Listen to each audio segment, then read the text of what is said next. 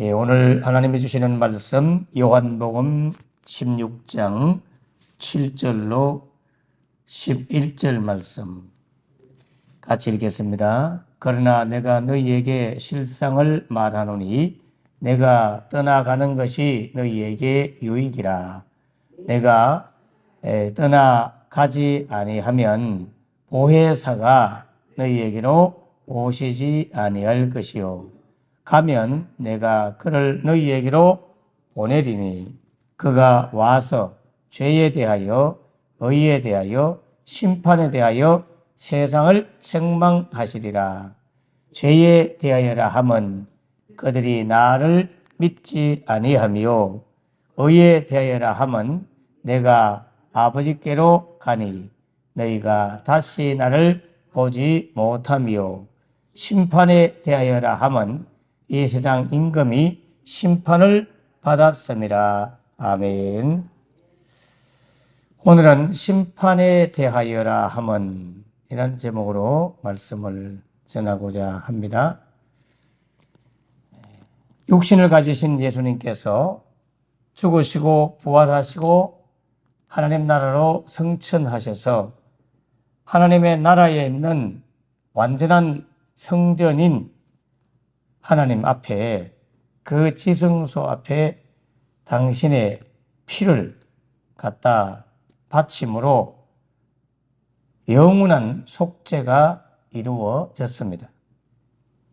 이 말은 히브리서에 나오는 내용이에요. 성소의 단번에 들어가심으로 영원한 속죄를 이루셨다. 우리 예수님께서 승천하신 이유는 하나님의 영원한 성전인 지성소 안으로 당신의 거룩한 속죄의 피를 가지고 가서 하나님 앞에 하나님의 보호자 앞에 갖다 드림으로 이 땅의 죄인들의 죄를 영원히 용서하신 그 일을 위하여 성천을 하신 거예요. 구약시대 때 제사를 드릴 때에 7월달이 되면 대속죄일 날 1년에 단 한 차례씩 대제사장이 양과 염소 이런 피를 담아서 딱 1년에 한 번 들어갈 수 있는 지성소 안에 하나님의 임재가 있다고 하는 법궤, 그 법궤에다 갖다 부었거든요. 그 법궤에다가 부어서 죄를 용서받는 의식이 있었어요. 그 제사 의식, 제사 예식, 그 제사 예식의 완성, 제사함의 제사 의식의 완성은 지성소 안에 가서 그 법궤의 피를 바르고 대제사장이 속죄의 기도를 올릴 때 제사가 완료가 되는 겁니다. 대제사장이신 예수님은 이 땅에 오셔서 당신이 친히 제물로 죽으시고 피 흘리시고 당신의 피를 흠없고 깨끗한 당신의 피를 하나님의 보호자 앞으로 가서 우리 하나님께 바쳐드리고 그리고 인류의 죄를 완성하신 거예요. 성천을 하셔야 돼요.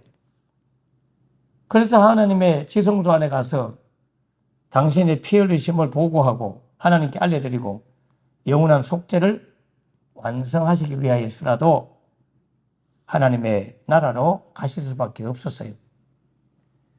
그리고 가셔서 하나님 우편에 앉아 계시죠. 하나님 우편에 앉아 계신다는 말은 다리가 아프셔서 서 있기가 불편해서 앉아 있다는 말이 아니라 더 이상 제사를 집례할 필요가 없고 제사가 완성되었기 때문에 앉아 계신 거예요. 히브리서에도 이게 다 나와요.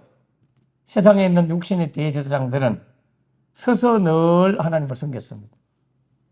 늘 서서 제사를 집례했어요. 왜냐하면 제사가 완성되지 않았기 때문에 완성돼 봐야 1년밖에 효과가 없었어요. 1년마다 늘 제사를 반복해서 드렸습니다. 제사의 미완성이죠. 그래서 서서 제사를 드렸다 그렇게 표현해요. 히브리서 7장, 8장, 9장, 10장, 11장 쭉 한번 읽어보세요. 구약 제사가 완성된 사건이 십자가 사건임을 설명하고 있습니다. 근데 예수님 대제사장은 제사가 완성됐기 때문에 서서 있을 필요가 없죠. 제사가 끝났기 때문에. 속죄의 제사가 끝났기 때문에. 지금 우리는 제사함을 받기 위한 예배가 아니라 주님 앞에 감사하는 예배를 드리고 있는 거예요.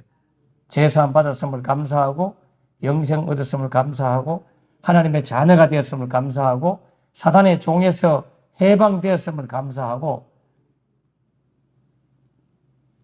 자, 그래서 주님이 성천하신다는 사실을 제자들한테 이야기하니까 제자들 마음에는 예수님과의 이별 때문에 마음에 막 근심이 가득한 거예요. 그래서 마음에 근심하지 마라. 내가 떠나야 너희들한테 유익이다. 너희를 위해서 돕는 분이 올 거다. 다른 보혜사다. 그동안은 내가 너희를 도왔지만, 내가 너희를 보혜사로 도왔지만 또 다른 보혜사가 올 거야. 예수님도 보혜사고 성령님도 보혜사예요. 우리는 성령님만 자꾸 보혜사라고 생각하는데 보혜사는 의미는 파라클레토스라고 해서 우리 곁에서 늘 돕는다는 의미라고 이야기했잖아요. 돕는 분이라고. 바로 예수님은 당신께서 말씀하기를 또 다른 보혜사가 온다고. 보혜사가 너희에게 오셔서 너희를 도와줄 것이다. 그 보혜사가 너희에게 오시지 아니하면 너희에게 유익이 없다. 내가 가야 그 보혜사를 보내줄 수가 있다. 그래서 다른 보혜사라고 표현하고 있기 때문에 예수님 당신도 보혜사고 새로 오시는 분도 보혜사고 우리를 돕는 분이다 이 말이죠. 이제 그가 와서 하시는 일은 책망하는 일을 한다. 그렇게 되어 있어요. 죄에 대해서도 책망하고 의에 대해서도 책망하고 심판에 대하여서도 이 세상을 책망한다. 그렇게 되어 있습니다. 여러분 8절에 보니까 분명히 그와 같이 세상을 책망한다고 하죠. 여기 책망이란 말은 엘람코라는 단어를 쓰는데 드러낸다는 말이에요. 죄를 알게 하고 죄를 드러내어서 알게 하고 죄를 폭로시켜서 알게 해서 그 죄를 꾸짖는 걸 말해요. 자, 여기 세상을 그와 같이 한다. 그래 돼 있잖아요. 이 세상은 불신 세상도 의미하지만 믿는 우리도 이 세상에 다 속해 있기 때문에 아직은 신자들도 의미해요. 하나님이 세상을 이처럼 사랑하사 독생자를 주셨다 했잖아요. 그 세상 안에는 신자와 불신자가 다 들어가는데 그 세상을 사랑하는 사랑을 받는 효과는 예수님을 구주로 고백하고 믿는 자에게 이 사랑의 효과가 주어지는 거죠. 그러므로 불신자는 불신자에게 하나님이 책망할 거고요. 오늘 우리는 우리에게 세상 속에 있는 자기 백성을 책망하는 거예요. 선택받은 자기 백성을 책망하셔서 하나님 나라 갈 때까지 우리를 거룩하게 하고 성화시켜 주는 거예요. 죄가 무엇인지, 의가 무엇인지, 심판이 무엇인지 그걸 알게 하심과 동시에 예수님만을 중심으로 살아가게 하시기 위하여 예수님께로부터 좀 벗어나면 말씀으로부터 벗어나고 잘못된 길로 가면 계속해서 주님이 우리를 책망하는 거예요. 우리의 죄를 밝히 알게 하시고 드러내서 폭로시켜서 우리를 책망하는 거예요. 그러므로 우리는 날마다 양심의 책망을 받고 살아가야 거룩하게 돼요. 성령님에 의해서 책망을 받고 살아가셔야 돼요. 주님을 사랑하지 않는 것에 대해서 책망을 받으셔야 돼요. 예수님의 행위만을 의지하고 오직 하늘에 소망을 두고 살아가야 될 우리가 주님을 의지하기보다는 자기의 행함을 더 바라보고 자기의 힘과 재능과 능력, 재물, 이 세상의 것들을 의지하면서 이생의 자랑, 세상의 정욕을 따라, 안목의 정욕을 따라 그렇게 살아가는 것에 대해서 날마다 말씀을 들으면서 책망을 받으셔야 돼요. 주님을 사랑하지 않는 것에 대해서 그것이 곧 심판받는 길임을 책망을 받으셔야 돼요. 책망이 없이 살아간다는 것은 성령과 함께 살아가는 삶이라고 보기가 힘들어요. 저는 예수를 믿기 전에 나름대로 착하게 산다고 살았지만 예수님을 믿고 나니까 끊임없이 내 양심에 주님께서 책망을 하시는 거예요.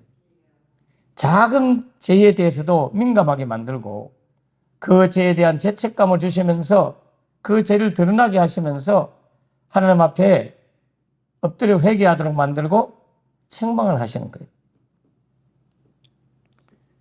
옛날에는 욕을, 요즘 청소년들도 마찬가지지만 세상 사람들은 입에 욕을 달고 다닙니다. 말끝은 항상 욕이에요. 여러분 자녀들은 욕 안 할 것 같지요? 청소년 키우고 있는 부모님들은? 여러분 교회 나오는 아이들 욕을 안 할 것 같지요? 학교 가면요, 욕 안 하면 아주 우습게 여기기 때문에 자신들도 모르게 입에서 욕이 툭툭 튀어나와요. 물론 우리 자녀들 가운데는 안 하는 아이들도 분명히 있을 거예요. 저희 자녀들도 욕은 하지 않았다 하더라고요. 그러다 보니까 욕을 얻어먹으면 굉장히 힘들어해요. 본인이 욕을 못하기 때문에 욕을 얻어먹으면 굉장히 상처를 받아요. 그런데 제가 중고등부 아이들을 옛날에도 지도를 쭉 해보니까, 물론 그때는 한 20몇 년 전이기도 한데, 짜장면 집에 가서 아이들하고 밥을 먹고, 그럼 대화를 해보니까, 입에서 그냥 욕이 툭툭 튀어나오는 거예요. 교회를 다니는 아이들이. 그래서, 야, 그렇게 욕을 잘하냐. 욕하면 안 된다. 성경에 더러운 말은 입방에 내지 마라 했다. 그랬는데, 전도사님, 욕 안 하면요, 아이들이 우습게 여기고요, 무시해요. 그래서 강하게 보이려고 욕을 한다는 거야. 야, 그래도 하면 안 돼. 그랬던 기억이 나요. 예. 여러분, 우리가 세상 안에서 살아가면서 욕하는 거, 그거 옛날에는 아무것도 아니었거든요. 죄책감 하나도 안 들었어요. 근데 예수 믿고 나니까 그게 그렇게 하나님 나를 책망하는 거예요. 어? 여러분 옛날 벤또라고, 노란 벤또라고 말해서 일본말로 도시락, 노란 도시락 알잖아요. 거기에 도시락 싸가면 난로 위에 얹어 놓고, 난로 위에 제일 힘센 놈이 제일 밑에 올리잖아요. 저는 늘 싸움을 못 했지만 그래도 조금 그랬기 때문에 제일 밑에 놨어요. 그래요. 그 위에 차차차차 채워놓고 친구들 올려놨잖아요. 그런데 예수 믿고 나니까 그것도 하나님이, 야, 네가 섬겨야지. 네가 조금 힘 있다고, 응? 그렇게 네가 먼저 너 욕심을 먼저 챙기면 되냐. 그렇게 해서 그 벤또 낳는 순서도 양보를 하고, 청소할 때도 맨날 청소를 시켰거든요. 빗자루 들고 다니면서, 빗자루를 거꾸로 들면 몽둥이가 되잖아요. 야, 청소 똑바로 해. 그래서 혼내주고 청소시키는 그런 일을 했단 말이에요. 그런데 야, 네가 청소를 해. 모범을 보여. 책망을 하는 거예요. 그래서 하루는 운동장에서 풀뽑기를 하는데, 옛날 같으면 할 리가 없죠, 제가. 야, 똑바로 안 해 하고 맨날 감시하고 그런 일을 했단 말이에요. 그게 회장되고 실장되고 반장되고 그러면 그런 걸 하잖아요.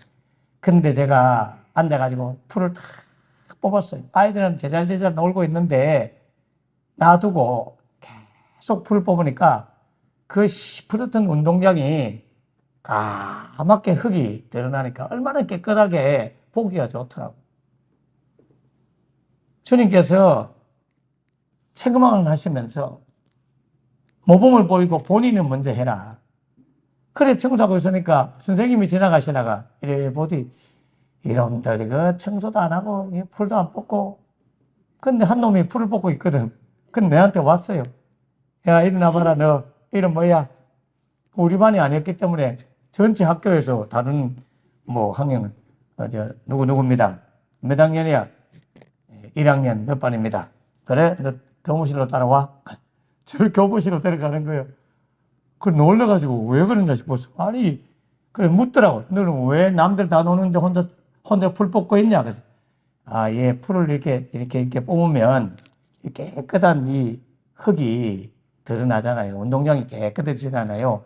이걸 보니까 너무 기분이 좋아서 그래서 계속 내가 하고 있습니다. 그 참 희한한 놈이네. 야 교무실을 따라와 이러면서 어제를 교무실을 데려가가지고는 선생님들한테 광고를 하는 거예요. 이 노도교회가 몇 학년 몇 반인데 여름 오늘 보니까 착실하게 청소를 딱 하고 좀 보기가 좋다면 선생님들 가운데 기념될 만한 거 좋은 거 있으면 하나씩 선물로 한번 줘봐요. 이렇게. 그러니까 선생님들이 각기 자기 갖고 있던 여러 가지 고급 볼펜도 주고 이런 거 있잖아요. 뭐 하여튼 선물들을 메모장도 주고 이러면서 선물을 한번 쭉 받아봤던 기억이 납니다. 제가 그렇게 청소하게 된 건 제가 착한 것이 아니라 하나님께서 양심의 악을 깨닫게 하고 양심을 예민하게 해서 작은 것에 민감하게 만들고 그것에 대해서 회개하도록 만들고 도시락을 먹고 있는데 그게 오랜만에 계란 후라이 덮어 왔는데 기도하고 나니까 그놈들이 다 가져가 버리고 속으로 생각해라. 아이고 아까워라. 말은 못했지만 내 반찬은 없어지고 나는 먹을 게 없고 그래서 이제 성질이 조금 났지만 속으로 살짝 났지만 그래도 내가 하고는 광고를 했죠. 야, 집 나간 반찬을 찾습니다. 집 나간 반찬을 찾습니다. 우스갯소리로 그렇게 하다가 야, 밥 모자라는 친구 손 들어봐 하니까 다 그때 배고픈 시절이잖아요. 밥 모자라는 친구 하니까 다 밥 줄 줄 알고 손을 번쩍번쩍 들더라고. 그래? 너 밥 모자란다는 말은 반찬이 남았다는 말이네? 반찬 남으면 내가 가져간다? 하면서 가져와가지고 밥을 준 것이 아니라 반찬을 뺏어왔어요. 걔는 밥이 이제 다 먹고 나니까 반찬은 남았는데 밥이 모자라잖아요. 그래서 반찬을 가져와서 먹었습니다. 그런데 하교하면서 교회를 들려가지고 하나님 앞에 기도하는데 주님께서 또 책망하시는 거예요. 그래, 그 계란 후라이가 그렇게 아깝더냐. 나는 너를 위하여 몸버려 피 흘려 다 주었는데 그거 하나 주는 게 그래 아깝더냐. 여러분 제 마음에 주님 죄송해요. 잘못했어요. 대신에 오늘 내가 저녁 벌칙으로 굶을게요. 스스로 죄를 해결하려고 저녁을 굶고 그렇게 잠을 자고 또 죄를 지적하면 주님 잘못했어요. 오늘 밤에는 제가 누워서 편히 잠 안 자고요. 벽에 등을 기대고 앉아서 잠을 잘게요. 그걸로 내가 벌 대신 받을게요. 주님 그랬다니까요. 그러니까 앉아 잠을 자기도 하고 밥을 굶기도 하고 그러면서 이 죄를 용서받으려고 그랬는데 나중에 보니까 예수님께서 우리 죄를 십자가에서 용서하신 거예요. 할렐루야. 그걸 깨닫고 나서부터 내가 죄값을 막 치러가지고 밥 굶는 걸로 죄값을 치르고 앉아서 잠을 자는 걸로 죄값 치르고 그럴 필요가 없네. 예수님이 죄를 다 용서하시고 죄값을 대신 치르셨네. 할렐루야 하고 막 너무너무 감사하는 거예요. 그래서 나 같은 죄인 살리신 주 은혜가 놀라워 이 찬양을 부르면서 눈물로 1년 세월을 보냈어요. 그때부터는 그저 주님 앞에 죄를 회개하고 죄를 안 짓기 위해서 애쓰고 죄를 지은 친구에게 가서 사과하고 용서를 구하고 그러면서 죄에 대한 책망을 계속 받을 때마다 회개함으로 자백하고 회개함으로 그렇게 점점 삶을 바꾸어가는 삶을 살았습니다. 그래서 지금까지 욕설을 그냥 흉내내는 것은 한두 번 했는지 모르겠는데 흉내내는 것도 힘들어요. 죄를 끊어버리게 되더라고요. 주님께 우리는 날마다 책망을 받고 살아야 돼요. 양심의 책망을 받고 말씀의 찔림을 받고 그렇게 될 때 내가 바뀌어지는 거지. 주님을 분명히 성령님이 오시면 우리 영혼을 책망시킨다고 책망한다고 8절에 되어 있잖아요. 그런데 책망 안 받으려고 하고 싶거든. 찔림을 안 받고 싶거든. 사람들은 찔리면 목사님이 나를 친다 이렇게 생각한다 이 말. 아니에요. 여러분 다 사랑해요. 사랑하는데 왜 치고 싶겠어요? 자식들을 왜 꾸중하고 싶겠어요? 그냥 설교하다 보면 책망하는 설교도 나오고 칭찬하는 설교도 나오고 꾸중하는 설교도 나오고 찔리는 설교도 나오고 교훈과 책망과 바르게 함과 의로 교육하기에 유익한 그런 말씀들이 막 나오는 거죠. 그럴 때마다 성령님을 통해서 책망 받으시고 성화되어 가기를 주님은 축원합니다. 그래서 오늘 본문 말씀에 나오는 심판에 대하여 11절 보십시오. 심판에 대하여라 함은 세상 임금이 심판을 받았습니다 하고 말씀하고 있습니다. 여러분, 이 세상 임금은 누굴 말할까요? 사탄을 말하죠. 사탄. 아담과 하와가 타락하고 범죄하고 난 이후에 하나님의 다스림을 받고 하나님이 우리의 임금이 되어야 되는데, 내 임금 예수 내 주여, 예수님이 우리의 임금이 되어야 되는데, 옛날 우리는 저는 예수님이 임금인 줄 모르고 귀신이 임금인 줄 알고 귀신 섬기고 살았단 말이에요. 사주팔자 관사 보고 날짜 받아갖고 이사 가야 되고, 못을 칠 때도 손 있는 날은 못도 하나 이사도 못 가고 못도 못 받고, 대장군 있는 곳에는 못도 못 받고, 하여튼 그렇게 귀신 종노를 하고 살았단 말이에요. 하나님이 아닌 자들에게 종노를 하고 세상 마귀가 임금 노릇을 하면서 하나님 형제하면서 사람을 지배했단 말이에요. 이 세상 임금에 아직도 눌려있는 사탄의 종노를 하는 사람들이 너무나 많은 거예요. 사탄의 종노를 하는 사람들이. 그래서 요한복음 12장 28절에 보면 예수님께서 29절 이하에 28절 29절에 보면 주님께서 그런 말을 해요. 주님께서 기도하시면서 아버지여, 아버지 이름을 영광스럽게 하옵소서. 아버지여, 아버지의 이름을 영광스럽게 하옵소서. 여러분, 하나님 아버지의 이름을 영광스럽게 하는 길은 주님이 십자가 위에 죽으시고 부활하실 때 아버지의 영광을 드러내는 거예요. 그 기도를 딱 하니까 하늘에서 소리가 크게 납니다. 하늘에서 소리가 나서 이르되 내가 이미 영광스럽게 하였고 또다시 영광스럽게 하리라. 이런 소리가 들렸어요. 사람들이 깜짝 놀라갖고 곁에 있던 사람들이 예수님이 아버지여, 아버지의 이름을 영광스럽게 하옵소서 이렇게 기도하니까 하늘에서 막 큰 소리가 나면서 내가 이미 영광스럽게 하였고 또 영광스럽게 하리라. 곁에 있었던 사람들이 놀래가지고 어떤 사람들은 천둥 소리가 들렸다고 말하고, 네. 어떤 사람들은 천사가 그에게 말하였다 이렇게 말하는 사람도 있는 거예요. 여러분, 이런 성경 구절들 요한복음 12장 28절 이하에 있습니다. 이런 거 기억도 안 날 거예요.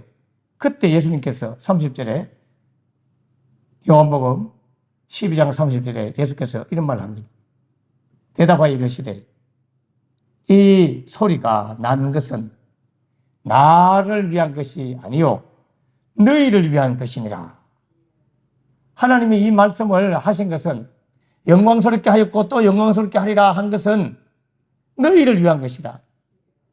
이제 이 세상에 대한 심판이 이르렀으니 이 세상의 임금이 쫓겨나리라. 그래 말이에요. 여러분, 이 세상을 지배하고 있던 마귀, 사탄, 그런 세상을 하나님이 심판한다는 거예요. 그리고 그 세상 임금이 이제는 쫓겨난다는 거예요. 예수님이 죽으시고 부활하시면 세상 임금이 쫓겨나는 일이 벌어지는 거예요. 예수님께서는 바로 이 세상 임금이 마귀를 말하고, 이 마귀는 호시탐탐 예수님을 죽이려고 늘 사람들을 충돌시키고 공격하고 그렇게 배후에서 역사를 하고 있었어요.